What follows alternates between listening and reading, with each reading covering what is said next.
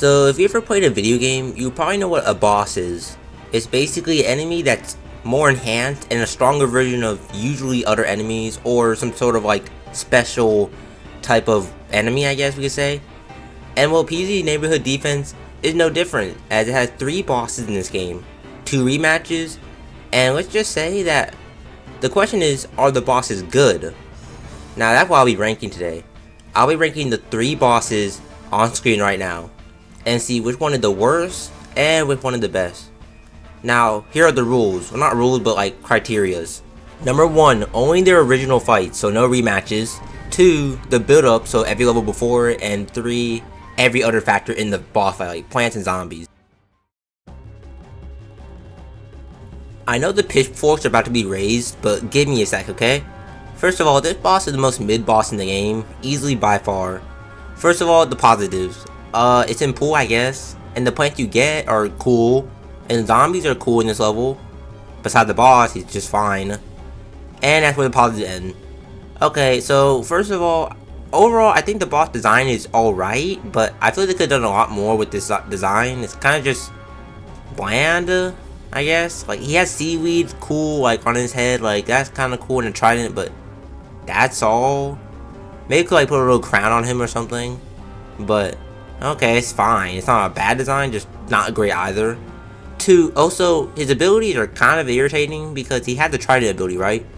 And I don't mind the boss, or any boss really, destroying, like, you know, entire rows or entire areas. I mean, just look at PvZ 2. But the thing here is that the plants you get aren't the best at hitting him, if that makes sense. First, Rutabaga. Rutabaga barely can hit the boss because the way it had to shoot from this weird angle. 2, Narcissist does like no damage towards it. 3, you get Torchwood in this fight a lot, but you don't get enough 3-peaters. Like, I'm not playing with you. Every time I got a 3-peater up, it would basically get sniped to death, and then you lose your 3-peater for the rest of the round. And yeah, basically my thoughts on this fight is that it's average. The only thing carrying it up here is, well, I get the boss itself kinda, and the zombies that are assisting him.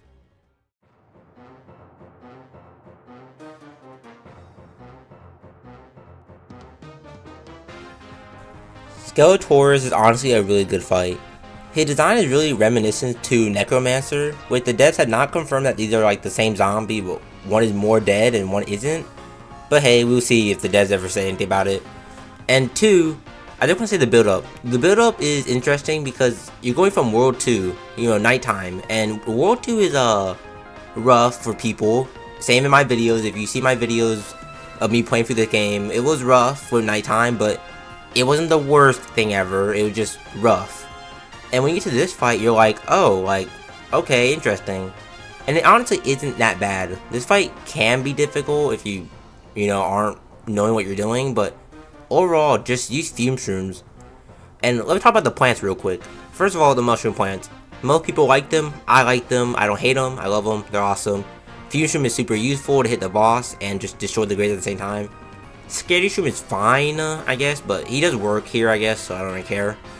And Peanut. Peanut's cool here. I don't mind him, honestly. I really not. Plus, he does, like, a wall plant kind of gimmick thing. But he also does more damage because it's pea she's shooting. So that's kind of cool, I guess. Also, let's talk about the actual boss. So, the boss can make graves. I know I don't like graves, but honestly, you get Grave Buster here, so it doesn't matter. And plus, you get a lot of plants in this fight, so overall, the graves don't do too much. But overall, I like the graves, I guess, in this level. And the boss himself is aggressive to some degree, but not too aggressive. Also, the zombies.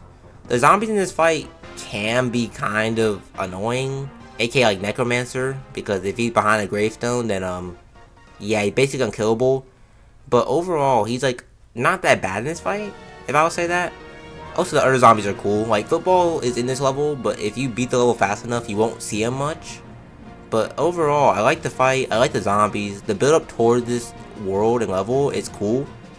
Just the only thing I would say is that it's not the best boss.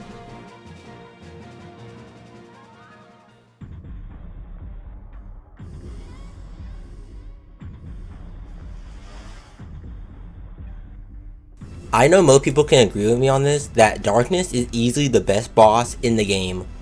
It was so difficult for people that even the devs had to make a video on how to beat it. Like, if that doesn't say something, I don't know what does. But let's just talk about the boss. First of all, the most noticeable thing is, well, the look of it. Like, this dude is full on all fours. Like, what? You don't see zombies on all fours every day, so that's something unique. Two, he has a mask, which I guess is kind of cool. But the main thing is the thing behind him, or the darkness, which is scary. Basically, you can't plant inside it, and he can spawn monsters from it. And if he gets too far, then your whole screen basically becomes darkness, which is spooky. He's not the fastest moving boss, but he is like somewhat threatening as he crushes everything. Also, the main cool thing in this fight is Plantern. As Plantern has this cool little animation where he like cracks and he basically stops the monster from, you know, moving for a sec, which is really cool. I really like that gimmick, where Plantern is actually more useful in the game, so yay. Also, what makes this boss also more interesting, that he has chains, which if you don't know what the chains do, the chains are basically like thresholds to stop him, and you only can damage him once the chains are broken from Plantern.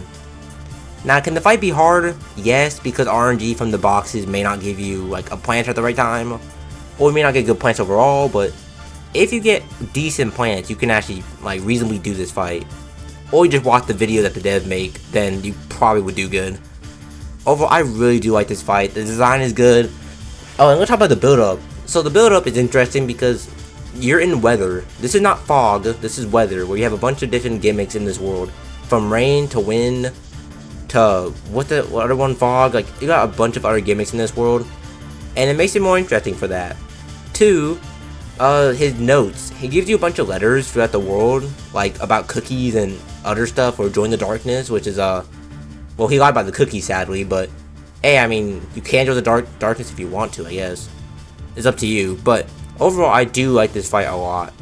The zombies here are cool. I mean, the zombies here aren't too noticeable, since you kill them pretty fast, but overall, I do like the zombies. I like the illusion guys he makes, or like the coated dudes he makes. Those are cool looking. And the plants you get are also all cool. You get some mushrooms in this fight, which I do not mind, because mushrooms are cool. You also get OQR and lightning reed and levy cotton, you know, cool plants in a cool fight. Overall, I really do think this fight is like amazing for what it is. And plus, this is the first boss actually like coming towards your house, which makes it a lot more unique because the other two bosses never came anywhere near your house. So him actually progressing to your house very slowly is somewhat terrifying in a sense. But overall, this boss fight is easily an S tier, and I'm pretty sure most people can agree with me on that.